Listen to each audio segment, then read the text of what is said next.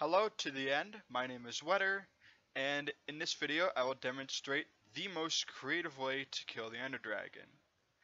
Now when I think creative, I think of like slime block contraptions like slime block flying machines or roller coasters or trying to trap it and then blow it up with TNT. I'm going to take it one step even further.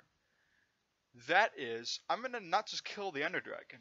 I'm going to kill the Ender Dragon again, and again, and again, and again, and again, an infinite amount of times. And while I'm doing that, gain its XP from it. Now you're probably thinking, you're crazy. How is this possible? Well, it is. And first of all, I just want to say this is done in 1.8 vanilla, no Optifine, no Force, no Labby mod, just pure 1.8 vanilla. And actually this should be on easy, since it's gonna have a hard time otherwise.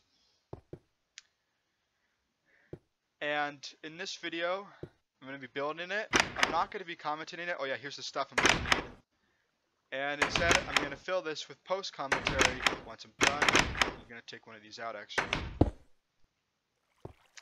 And I haven't been to the end yet in this world, and this is one of the strongholds that I could find, newly generated, and I went into creative to get the stuff. I was allowed to do that, and I slept there so I can set my spawn. I can't sleep in it now, but I did sleep in it by setting time to night.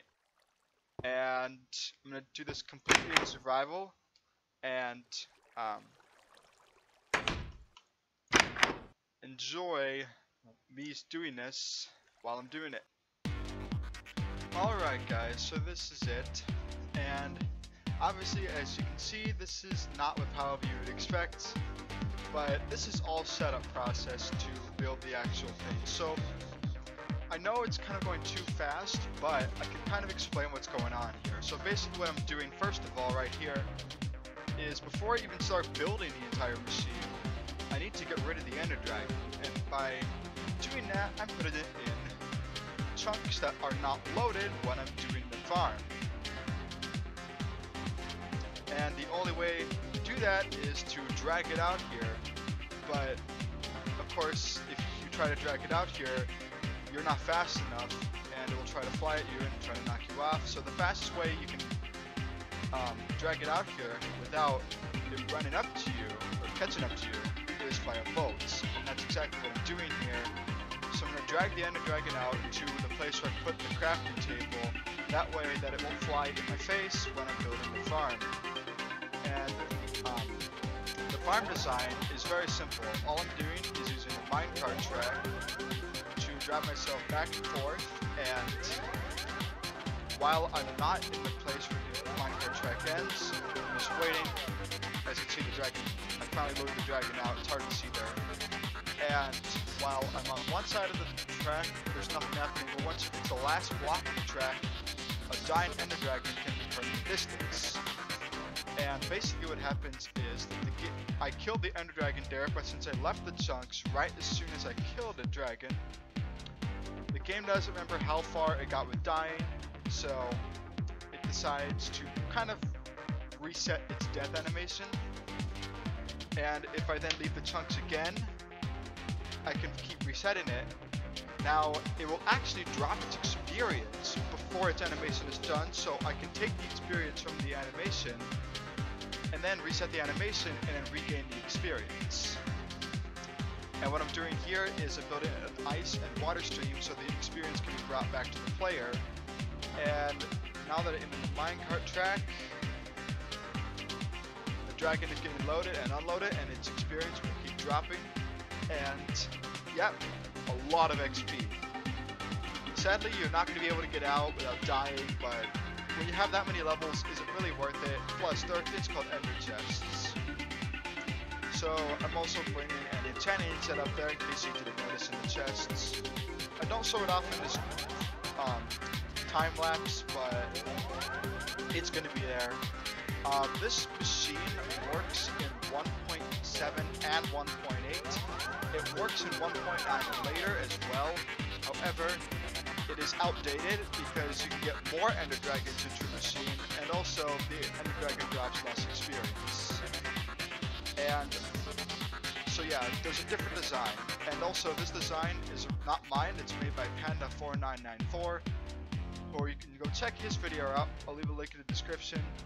And he explains it much more better than I do. I'm just trying to give a brief explanation of what I'm doing. Also, the dragon will not fly too far upwards when it's death animation because it's going to be pushed in by pistons. Yes, you can push the dragon by pistons, believe it or not. And dead dragons don't vaporize blocks, so it's easier. Now, a little bit about myself. My name is Wetter. Like I said, please call me that. I don't like when people mispronounce my name. Although I'm kind of subpar at PvP and mining luck, I make up for it in PvE and strategy. I'm also a redstoner, and that's kind of why I chose the path of this build. Also, there's a kind of a weird redstone fail I had there. I don't know why, but I think I got fixed. And although I'm not a huge fan of TDN and don't really watch it, I do appreciate the round itself because, you know, it's one of the oldest rounds on the subreddit. Oh yeah, I ran out of torches, I had to give myself more torches. That was unintentional, but, you know. And I would like to be on to the end because I feel like that I need to make myself more known. I'm in recorded rounds, but they're not uploaded to the subreddit at all. And yeah. Oh yeah, I did lose a little bit of footage at the end there. It was just basically the same thing I was doing at the beginning, putting boats down. So what I would do is I would lure the Ender Dragon back and get it into that little platform that I made where I would fight it and then kill it. And that's basically it for the design. I'm gonna end the post commentary right here, and I will put my live reaction to the fight now. So enjoy that.